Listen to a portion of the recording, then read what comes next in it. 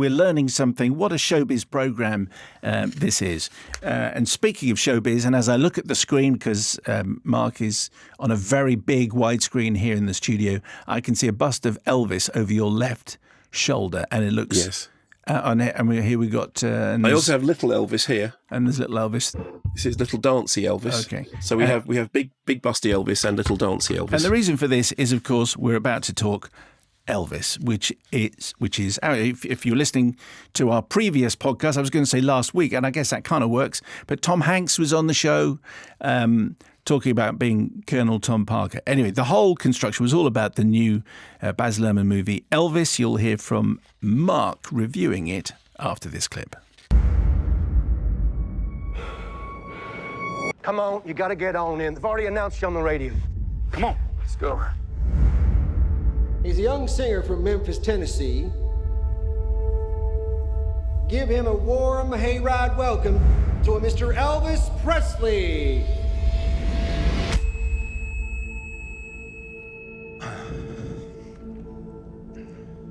Get a haircut, buttercup.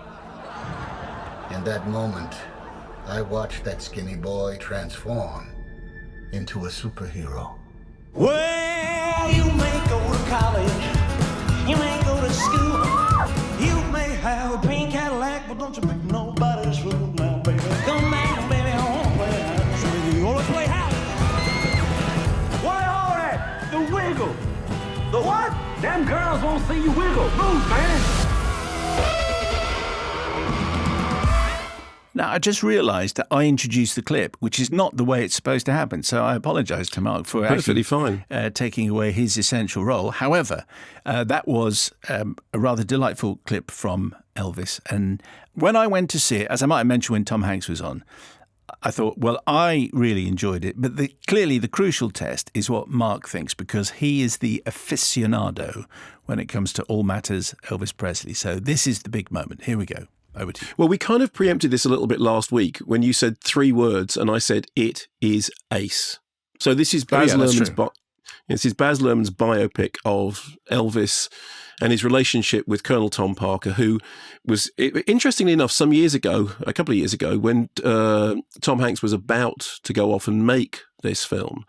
And he said, I'm going to play Colonel Tom Parker. And I said, who was neither a colonel nor a Tom, nor indeed a Parker. A line which I have to say appears almost verbatim in the film. And I'm not suggesting for 1 minute. You should have a credit for certain.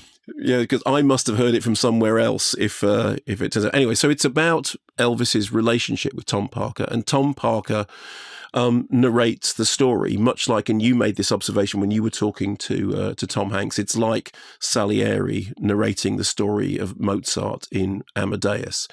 Colonel Tom Parker is a carnival huckster. He's got a voice in his performance by Tom Hanks, which is somewhere between Elmer Fudd and Bela Lugosi's Dracula, and he sees Elvis at the Louisiana Hayride, which is the clip that we just heard, and basically he sees dollar signs.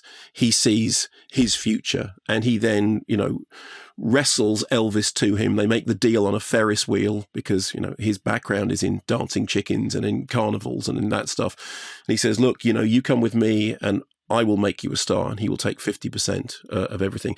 That sequence that we just heard is absolute dynamite, and it's the moment in the film when you can almost feel the whole of the audience exhale and go, okay, we're safe, because Austin Butler absolutely nails that performance. He walks out wearing the pink suit, the pink pegs, and there's the get a haircut cry from the crowd, and then he starts moving.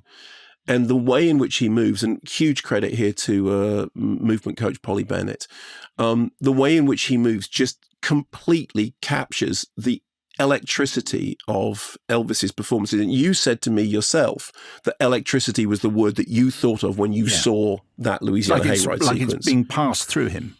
Yeah, and it really is an uncanny moment, but it's also a moment that tells you, okay, this is fine. We have this nailed. Bear in mind, a lot of people in the past have kind of, have done performances of Elvis. So, whether it's Kurt Russell in John Carpenter's Elvis or whether it's, Michael Shannon in Elvis and Nixon, we've seen a lot of people attempting to capture Elvis on screen, or, Val Kilmer is the kind of spectral Elvis in True Romance. It's very, very hard to get beyond something which is simply a caricature. Actually, I think that Kurt Russell is not bad at all. But this is in a whole different league. I mean, this is absolutely, it's like watching the spirit move somebody. The story then moves on from that to cover the rest of the career. We see Parker basically using national service as a way of controlling and neutering Elvis's power. By the time he comes out of the army, he's essentially being controlled. He's fed into this series of anemic Hollywood movies, and the film itself then kind of takes the style briefly of those kind of anemic Hollywood movies, because one thing that Lerman does is he plays with form all the time. Then there's a 68 comeback special, as it's known now. Of course, it wasn't known as that at the time. There are dramatic liberties taken with the fact that what Colonel Tom Parker wanted was a Christmas special. What Elvis wanted was something very different. And the way that they do this in the film is that they kind of press those things together so that Parker is literally sitting there watching Elvis in black leather going, when's the snow? When's he gonna do Here Comes Santa Claus? And then the Vegas years, which is when Parker basically gets his favorite dancing chicken to pay off his gambling debts, and he locks Elvis into this residency in Vegas, which is meant to be weeks, ends up being years, and all the time kind of preventing him from breaking free. I mean, just as much as Michael Corleone in The Godfather, he is trapped in a gilded cage from which he cannot escape. I thought the film was honestly fantastic. As somebody who is an Elvis bore, I knew that you had really liked it. I had gone in thinking, okay, the problem is that the factual liberties and all that stuff is going to bother me. Well, firstly, they didn't, because I think that the script is both very literate in its subject and also adventurous in the ways that it should be. It's like it's not afraid to play a familiar tune in a different way. The second thing is, I think that it has all the best elements of Lerman. I think it has the kinetic musical madness of Moulin Rouge. I think it has the turbocharged irreverence of The Great Gatsby. The Shakespearean tragedy of Romeo and Juliet. I mean, Tom Hanks was talking about there being Falstaff and Prince Hal in that relationship. And also the kind of all of it madness of Australia. And I think that by turning everything up to 11, rather than making it a sort of surface project, what Lerman has managed to do is to get under the skin of his subject. There were so many times when I was watching it thinking, okay, they won't do that and they'll sidestep that. And then realizing that the film had done it. The film had managed in a kind of blitzkrieg kaleidoscope fashion to get all those elements that I was bothered about in there, whilst also moving all these other moving parts for everybody who wasn't particularly interested in those minutiae details.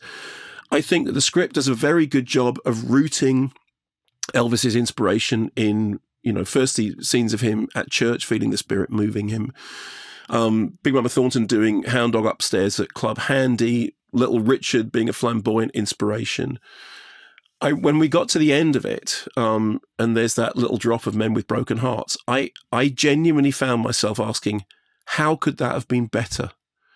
And, I don't say this lightly, because I'm somebody who, as we know, we've talked about before, has a sort of fairly ridiculous infatuation with getting the Elvis story right, with doing it properly. And I think the real genius of this is that it's a fantastically kinetic movie. It's exciting and it's thrilling, and it's got music which is, it's ancient music, but in a modern setting. And often, as you heard in that clip, the Louisiana Hayride clip, suddenly getting this kind of this, modern edge to it and tying it up with a modern musical tradition. But I also think it fundamentally gets it right. Now, it helps that my version of Elvis' story seems to align quite closely with Baz Luhrmann's version of the story. But I thought, I was really astonished by how good I thought it was, because I had gone in with so much baggage, and I kind of sat there going, all right, come on, do your best. And they did. And they did, honestly.